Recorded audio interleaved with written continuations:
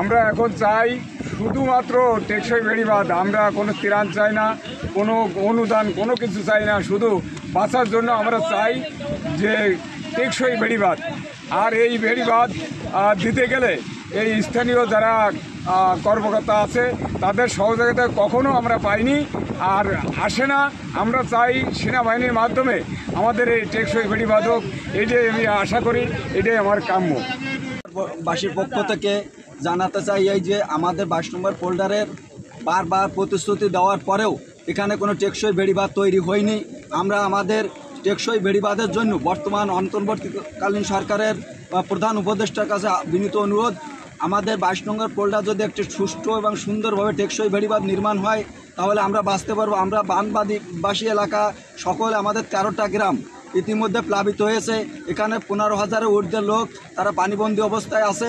এমত অবস্থায় আমরা কোনো ত্রাণ চাই না। আমাদের সকলের দাবি, আমরা কষ্টে বর্তমান থাকলেও আমাদের একটাই আশা, একটাই দাবি, আমরা যদি এখানে সেনাবাহিনীর মাধ্যমে একটা টেকসই বেড়িবাঁধ নির্মাণ হয় তাহলে এই 13টি গ্রামের 15,000 লোক তারা সুষ্ঠু এবং সুন্দরভাবে বাঁচতে পারে। পাশাপাশি আমরা আরও জানাতে চাই, আমরা যদি আমাদের এখানে 22 নম্বর পোল্ডারে যদি টেকসই কোনো বেড়িবাঁধ না তৈরি হয় তাহলে আমরা জেলা প্রশাসন ঘেরাও করব এবং আমাদের এই যতক্ষণ পর্যন্ত টেকসই বেড়িবাঁধ নির্মাণ না হবে ততক্ষণ পর্যন্ত আমরা অনশনে সেখানে আমাদের জীবন অতিবাহিত করব।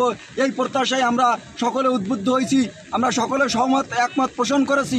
এখানে যদি অচিরেই একটি টেকসই বেড়িবাঁধ নির্মাণ না হয় তাহলে আমরা জেলা প্রশাসন ঘেরাও করব এবং সেখানে অনশন ব্রত পালন করব। বেড়িবাঁধ চাই আমরা। বেড়িবাঁধ না হলে আমরা 13টি গ্রামের 15,000 লোক বানভাসী অবস্থায় আছি, আমাদের গৃহ হারা হয়ে যাচ্ছি। আমরা এই মুহূর্তে যদি বাঁধ না হয় তাহলে আমার এই এলাকায় বসবাসের অনুপযুক্ত হয়ে যাবে।